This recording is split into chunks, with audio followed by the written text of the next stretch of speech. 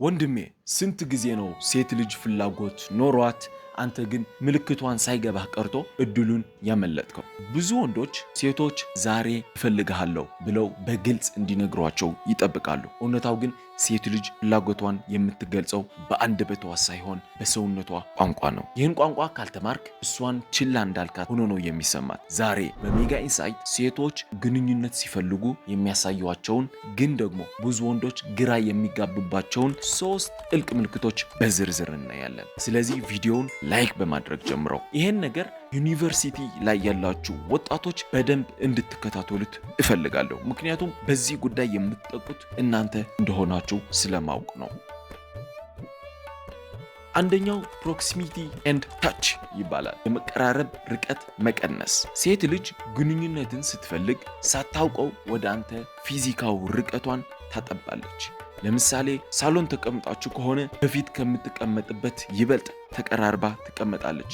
አንድ ክላስ ውስጥ የምትማሩ ከሆነ ወንበር እየቀየረች ወደ አንተ ለመቅረብ ትሞክራለች። በንግግር መሃልም እጅህን በድንገት መንካት፣ ልብስህን ማስተካከል ወይም ትከሻዋን ባንተ ላይ ማሳረፍ ትጀምራለች። ጀርባህን በጥፊ መታ ልትሄድ ትችላለች። እነዚህ ነገሮች የፍቅር መግለጫዎች ናቸው እንጂ ጥላቻ ወይም ኢጎ ስላላት አይደለም። ልጅቷ ኩራት ምናምን ስላላት አይደለም። በቃ ፍቅር ስላላት ጀርባህ መታ ልትሄድ ትችላለች። ዩኒፎርምህን ነጥቃ ወደ ቤቷ ይዛው ልትሄድ ትችላለች። ካንተ ጋር እንደ ልጅ መጫወት ልትፈልግ ትችላለች። እነዚህ ድንገተኛ የሚመስሉ ንክኪዎች በአጋጣሚ የመጡ አይደሉም።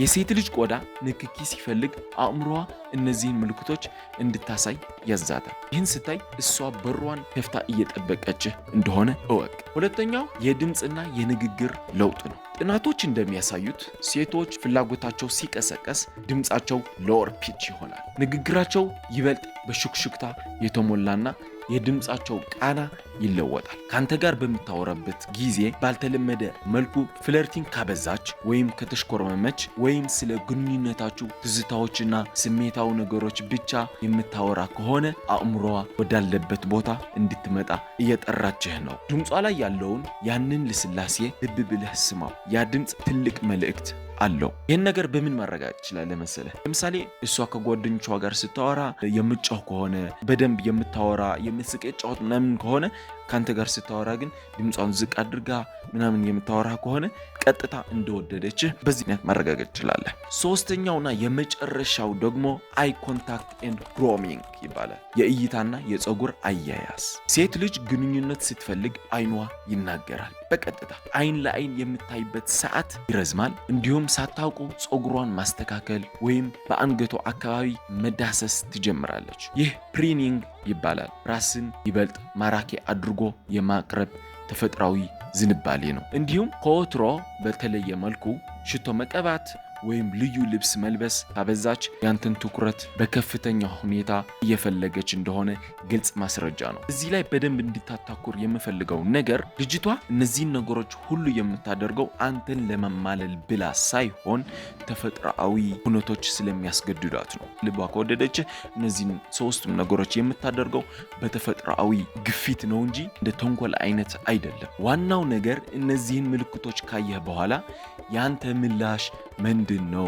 ምልክቱን አይተህ ዝም ካልክ፣ ለምሳሌ አንዳንድ ወንዶች አሉ እሷ አይኑን እያየችው እሱ ግን አንገቱን ዝቅ ያደርጋል፣ ወደ ግራ ወደ ቀኝ ይመለከታል። እንደዚህ ማድረግ የለባችሁ። ምልክቱን አይተህ ዝም አትበል።